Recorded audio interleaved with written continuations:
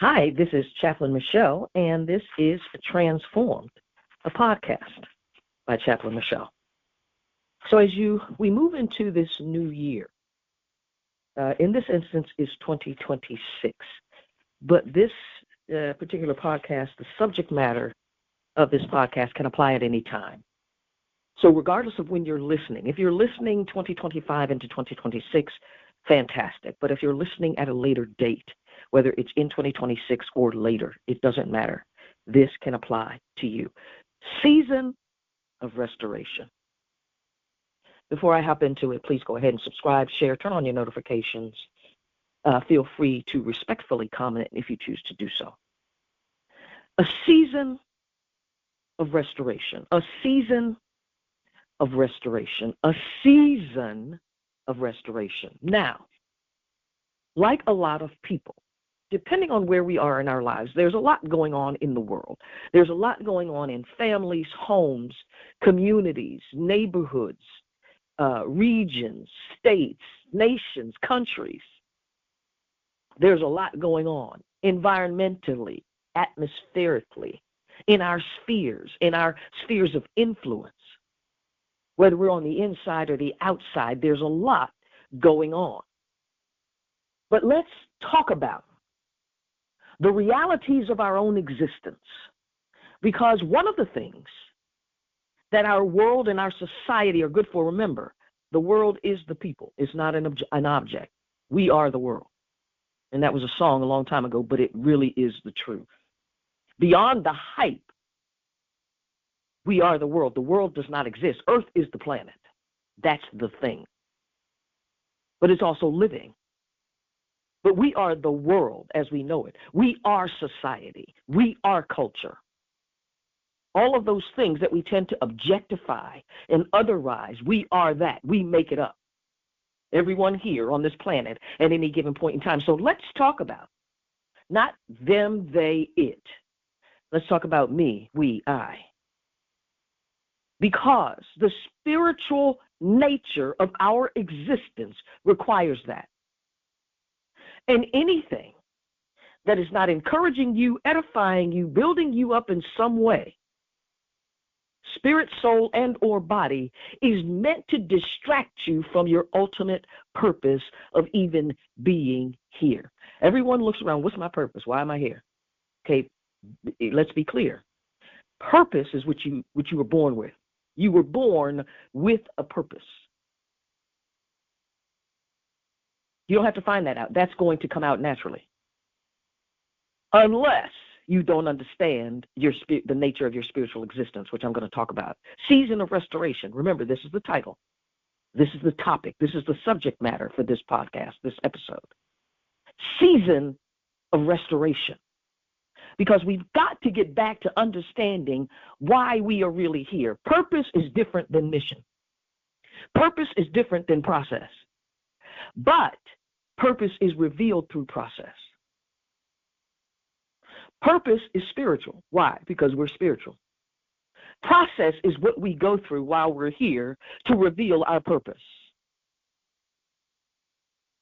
Season of restoration. Many of you, and I'm saying you, doesn't mean I'm totally excluded, but I try not to be as distracted. And I'll share that with you. Not that I'm better, but I might be in a different place than you. Many of you are distracted because you don't understand that you are spirit first, and so you're playing to the wrong things, right? What kind of house do I have? What kind of car? Now, everybody, by the way, everybody needs basics, basic needs. Clean air, clean water, clean clothing, healthy food, shelter. There should be no one in our world that does not have those things. Now, why this situation still exists even today with at least several billion individuals, humans on this planet, I have no idea. I do have an idea, but that's not what I'm here to talk about today.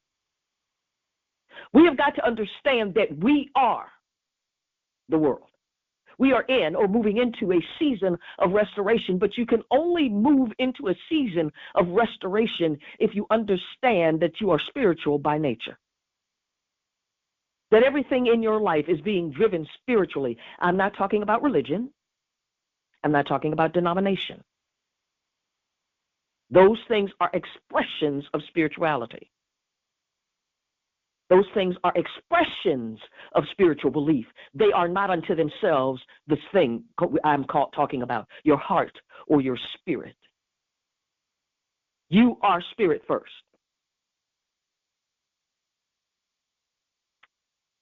So we've got to get back to basics. Some of you might be lost. Some of us might be feeling lost, depending on what day it is or what time of the day it is.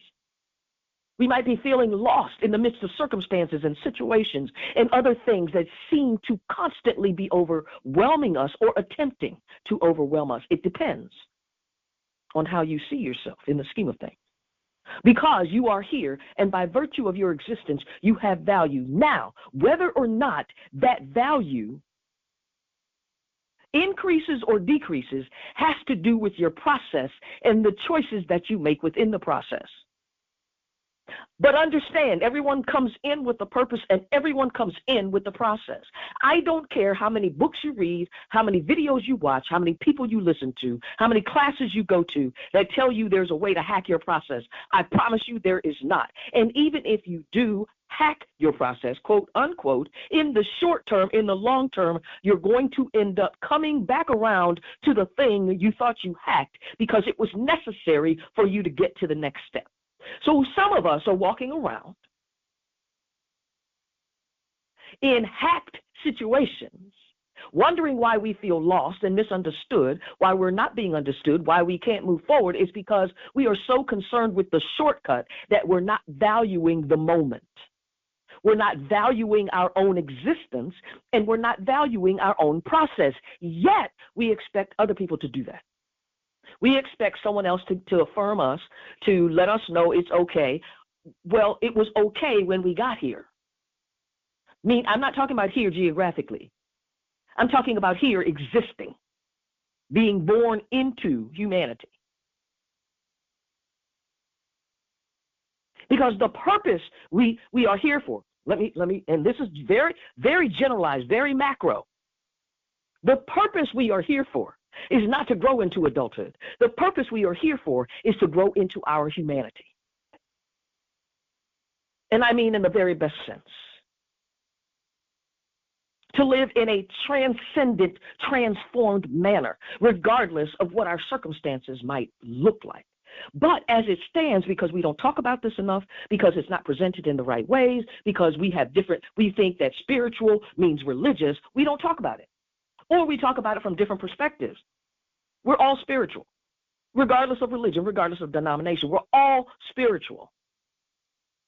I don't have to agree with, you don't have to agree with me, I don't have to agree with you, we don't have to agree with each other, denominationally or in a religious way, in order for us to understand that, one, we are all human beings, and we're human beings, but we're spiritual first. If it weren't for the spiritual part, we would not be capable of being human.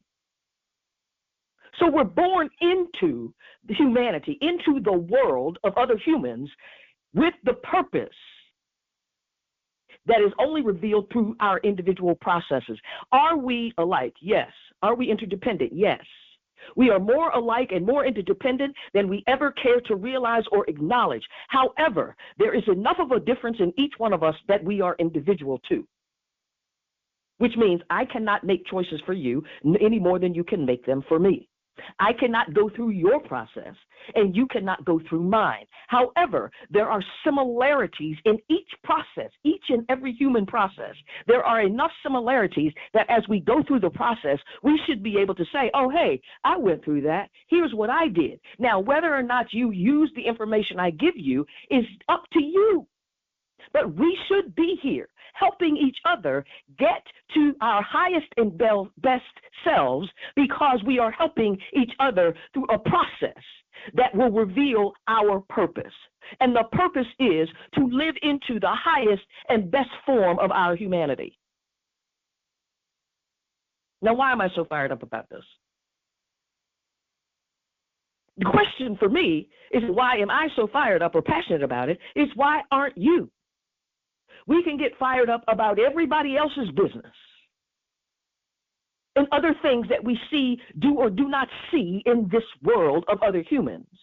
Yet we don't get fired up about why we aren't living out our own process, why our purpose, our true purpose isn't being revealed. Why am I not functioning as my highest and best self today? What can I do? What does it mean that I am a spiritual being? Right? We only get good answers when we ask hard questions. And sometimes those hard questions bring pain. But I'm telling you what, we are in a season, spiritually, moving into a season of restoration. And until you understand that you are spirit first, spirit, soul, body, that's the order. Internal, invisible to visible, external. That's how it works. Spiritual principle. What do? We live backwards. We live external, thinking it's going to change the internal. Everything in your life has a spiritual undercurrent. Every single thing. Why? Because you are spiritual. You have a spirituality. That is the nature of your existence. In fact, when we transition out of here, die, pass away, whatever you want to call it, the flesh container that we are in, that we call the human body, will fall off. What will remain? Spirit and soul.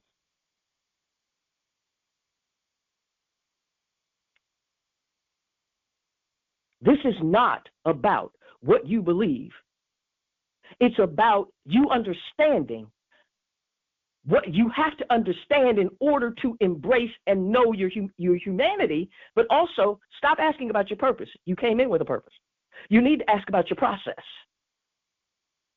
Now, for the first few years of our lives, however many that might be, each of us, we're not born on the same day at the same time. And if we are, we likely don't know each other. There are very few people, you might know other people born on the same day, but not necessarily at the same time. So again, there's that degree of difference that makes us individual while also making sure that we are mostly the same as human beings, regardless of the external, regardless of the circumstances, the situations, the accounts, the countries, regardless of all of that. At the end of the day, we're all spirit, soul, and body. Each and every single one of us. Season of restoration. And so if you're in a place where you have had losses or anticipate losses or are operating under a sense of loss or bereavement, right? You've heard of bereavement counseling, or they were bereaved of something. They lost something. And it doesn't matter whether that loss was tangible, intangible, person, place, thing. Doesn't matter. The soul does not make a distinction. The body doesn't make a distinction. Say, oh, well, we're going to be less grieved. We're going to grieve less because it was this. No, if it was something that had value to you. And I'll do a whole nother episode just on bereavement and grief at some point. But I'm letting you know that restoration comes when you understand the spiritual nature of what you've been through. Why is it spiritual? Everything in your life is spiritual. Why? Because you're spirit first. Spirit, soul, top two. What you believe, what you're convicted of. Right? What do I believe? What are my convictions? What do I value? Spirit. From a spiritual place, an intangible place, a place you cannot see, a place I cannot see of it on its own, because we're going to move through that. On its own is what's dictating all of your life. And yet it's the part we give the least attention to. And why is that? Because we don't think we can control it. And the fact of the matter is we cannot control it because spirit cannot be controlled. How spirit flows in and through us can to a certain degree, but we are still not in control. Humanity has never been in control, will never be. That's why you can make a plan and it won't go the way you think it's going to go. That's all spiritual. There is a greater power, a higher force. Whatever your terminology is, there is something greater than this humanity, and we should all be glad that there is. There is something called what I call the spirit of life. And the spirit of life is what gives us life. It's what gets us here. It's what gives us purpose, what moves us through process if we allow it, because there is another spirit. What keeps us sane when we feel like we're losing our minds. What makes us whole if we allow it to make us whole. Spirit of life is what gets us through, into, and through the season of restoration. So you understanding that you are spirit, soul, body. Your composition is not your body. That's not who you are. That's what you're in. Your essence is your spirit. How you translate your values, your beliefs, and your convictions happens in your soul, which is where your psychology is, or whatever you want to call it, your psyche, your intellect, your mentality, your emotions, all of these things, and some of these things might be redundant, and I may not be covering all of them. I'm not trying to, but you get the point. Beliefs, values, convictions cannot be seen, except they do illuminate, watch, because the process of the revelation or the revealing of your beliefs, your convictions is happening in your soul. So essentially, your spirit, the driving force of your life and your existence, is illuminating, good or bad, your soul, emotions, psyche, mentality, ego, id, all of those things. I'm not talking about the functioning of the brain from a medical or a physiological standpoint. That's not what I'm talking about. I'm talking about the unseen, not the seen. Because the unseen is what we have to work on as human beings. We have to grasp that. And we have to make choices out of our soul. We have to understand what we believe. The soul and the spirit work in conjunction. But the spirit is the driving force. What do I believe and why? The way I interpret that is through my soul, through the intellect, through my mentality, through my emotions. So they work in tandem. They work together. So spirit illuminates my soul. Whether that light is good or bad, that's a choice we have to make as well. Then out of the soul comes speech and behavior, body. We've heard fake it until you make it. Well, you can't. The process will always reveal you. Your process will always reveal who you are. Because at some point it's going to collapse.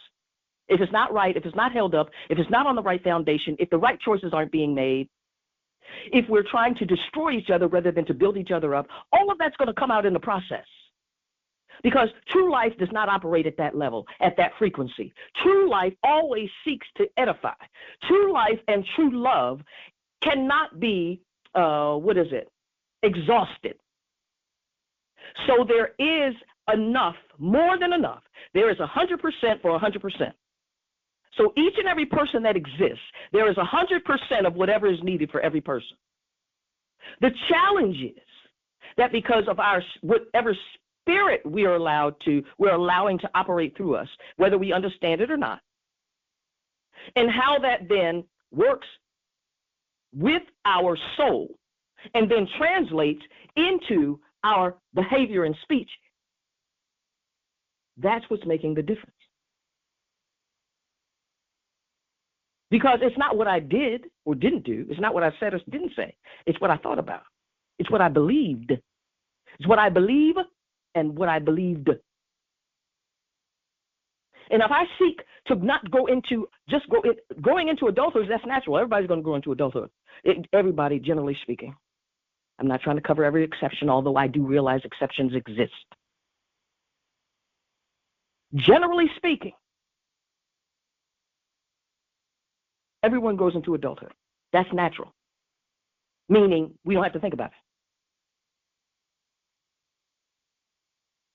For the most part. I mean, we have to eat right. There's certain things we have to do, generally speaking. That's not the part. That's the part we work on. That's the obvious part. We come with that. That's built in. It's called DNA. But there's also spiritual DNA that we are supposed to be thinking about, that we're supposed to be looking at, that we're not. because we think that somehow we can be on autopilot if I just get enough of this or don't do enough of that. No, that's not what, nope. Some of that might work, but that's not what holds it. That's not what keeps it. Spiritual maturity, growing into your humanity, growing into your spiritual maturity is what requires the best choices. It requires growth. It requires to some degree pain, but it requires learning from lessons. We like to say, history repeats itself. No, it doesn't.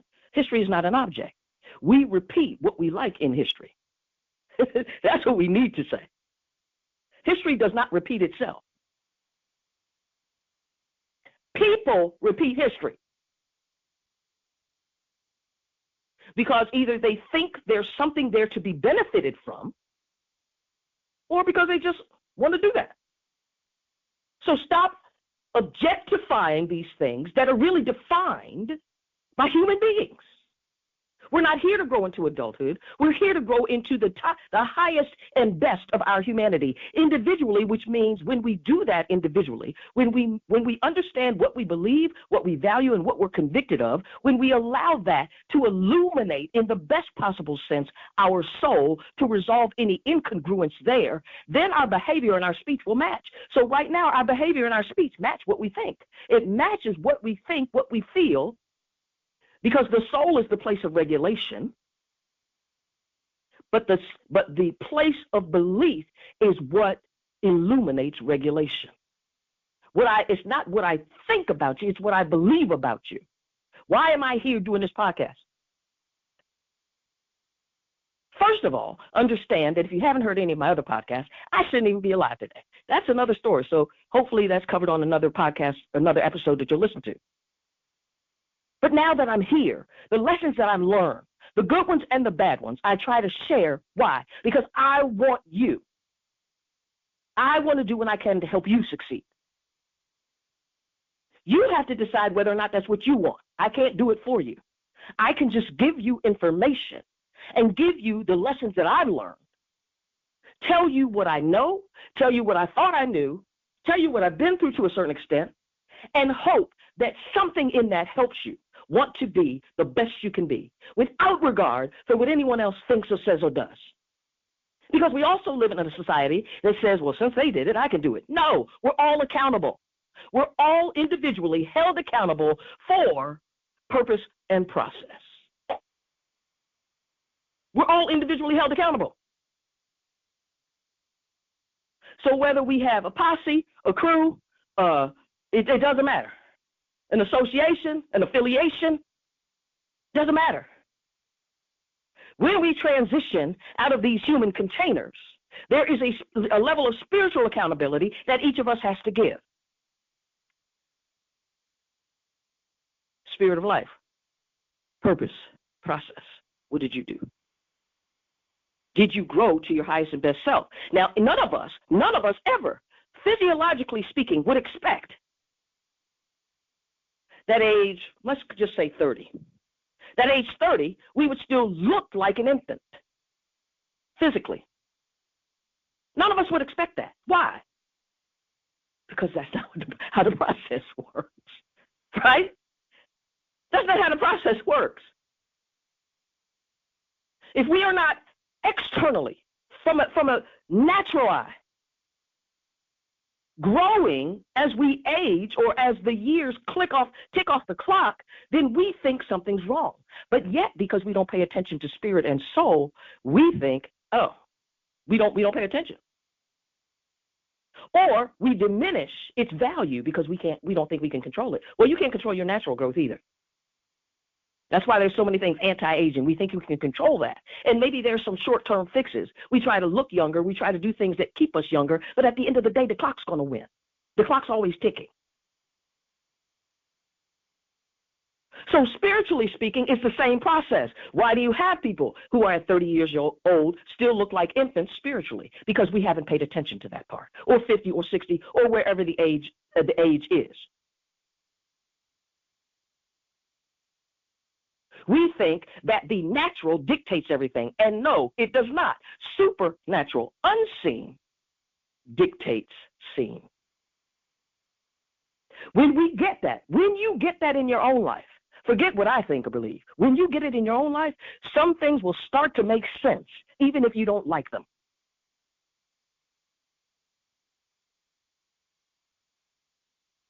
Season of restoration. Season of restoration is coming. We're being ushered into it even as we speak. That's why I have to do this right now. Meaning, things that you thought couldn't, wouldn't, shouldn't. Good things. I'm not talking about junk and mess and foolishness in your life or anyone else's. It's coming. The Spirit of life is bringing it, ushering us into that. But it's conditional. What is it conditional? Why is it conditional? There's always a condition. There's always fine print. No, it's not fine print. But just as the physiological doesn't need your approval for you to grow into the type of vessel of, I don't want to use that terminology. What is the word? The human container. It didn't need, your physiology didn't need your approval for that. It was built in. DNA. There's some spiritual DNA that has to be dealt with too, but that requires you choosing. What kind of person are you going to be? What do you believe? You got to look at that. You got to start there. What do you believe? What are you convicted of? What do you value? What did you inherit? So when we go to the doctor's offices, and trust me, I've been in enough of them, fortunately not so much now, but years ago, every time you go to a doctor's office, you got to fill out a form. What are they looking at? Cues and clues as to why you might be feeling a certain way or demonstrating certain things, symptoms. We need one of those for spiritual DNA too, because you either inherited some things or you're creating some things because of what you inherited spiritually. You got to understand this. What you see is the result of what you didn't see, not vice versa. So I don't care how much faking it till you make it you do, the truth is going to come out because the truth is in the spirit. It's in a place you can't see it. It's in a place I can't see it. What I can do is do the things that align with what I believe, with what I'm convicted of, with what I value. And what I value is not just love and peace and joy and health and prosperity and financial freedom and time freedom for myself. I value that for you too. And when we start to think like that, guess what? The spiritual flow, our spiritual DNA, guide us into true purpose and process, which is the highest and best living we can do it as humans, which is, how can I help you? How can I support you? How can I get you to where you need to be? Not because I am so selfish that I'm going to help you just to get what I want. There's some principles we have to understand. Is that there is a joy in truly helping other people. But there's also a spiritual principle in the Spirit of life that says, where I give life out, where you give life out, then life is given back. We think that giving is losing. But giving is actually the greatest way to what? Receive. I didn't give myself life. You didn't give yourself life. So I don't know why we think that we are here governing lives. We're not. We're still accountable. We're still accountable for what we're doing with our lives, but we're also accountable for how we handle everybody that crosses our path.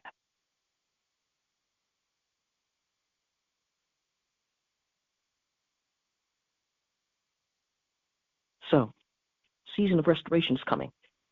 Things that you thought you lost. And I mean in the best sense. I don't mean junk and mess. But it's also by choice, right? So the season of restoration is coming. The question is, what do you want to be restored? And I'm not talking about things that will hurt other people. There are certain things that just will not be restored because it was never meant to be in the first place. But there are certain things that were missed, certain things that you haven't even experienced yet, that are coming into your life. But in order for you to fully understand that and to steward it properly, people, places, and things, then you have to understand the spiritual nature of your existence and that you are born with a purpose that is revealed through your process.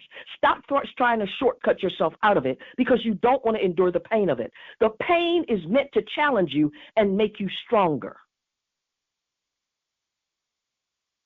That is a spiritual principle. The song did not originate that theory. It's a spiritual principle.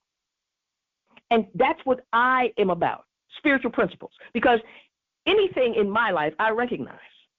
Yes, I made some choices, but there were also some spiritual principles that I was not aware of that caused me to or not to make some choices.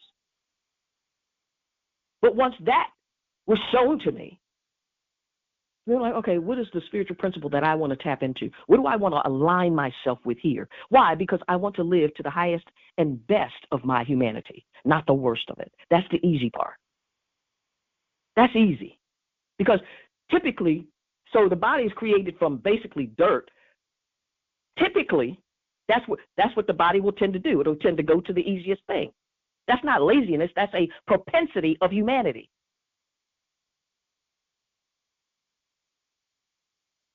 But anyone that wants to become stronger in their bodies physically, they'll work out or exercise. It doesn't matter who, what, when, where, or how. Work out or exercise or do something to strengthen. And yet when those things come to strengthen us in life, we reject them. We want to lash out. We want to hurt other people. You don't have to take from me to get what you need or want. I don't have to take from you to get what I need or want. It's one of the greatest lessons we could ever learn. There is 100% of 100%. 100% for 100%. Why don't we start teaching that and talking about that? Because if I at any moment have more than what I need, spirit, soul, and or body, and when I say body in this context, I mean material, effort, finances, food, clothing, shelter, have more of something, then I should be willing to give at least some of that to somebody that has less of that. When we start to truly think in those terms,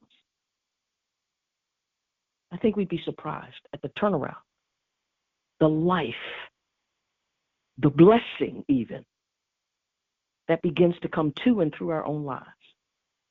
But again, it's conditional upon us continuing to look outward for who we can help and elevate and support, but to look inward for things we might be doing to thwart success, our own included. How can I help? Outward. What needs to be adjusted or realigned? Inward. Right now, we're twisted. We live backwards. We think that by looking outward to condemn and inward to build up, that we are accomplishing what we're here to accomplish. That's not our purpose. That's not our mission. And that truly is not part of our process at the end of the day. Our destiny is not just to grow physically, which, as you know, in many instances deteriorates anyway. But spirit, once built up, does not deteriorate even when we transition unless we make the choices to deteriorate it. So spiritual maturity is eternal unless we choose something that is less than life. Season of restoration. We're being ushered into it. And I want you to be able to experience the fullness of that in every area of your life. This isn't limited. It's not magic. So don't think that. It takes effort. It takes you really taking a long, hard look at who? Yourself. Not your neighbor, not anybody else in your household. Take a long, hard look at you.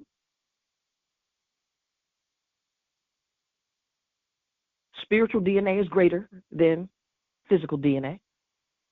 So even some of those things that you don't think you inherited, We talk about a lot of diseases. Oh, this runs in the family. No, you need to look at some other things that run in your family that are not tied necessarily to a medical diagnosis or prognosis or symptom. There are other symptoms that you have in your life that are telling you either something that you've created or something that you inherited.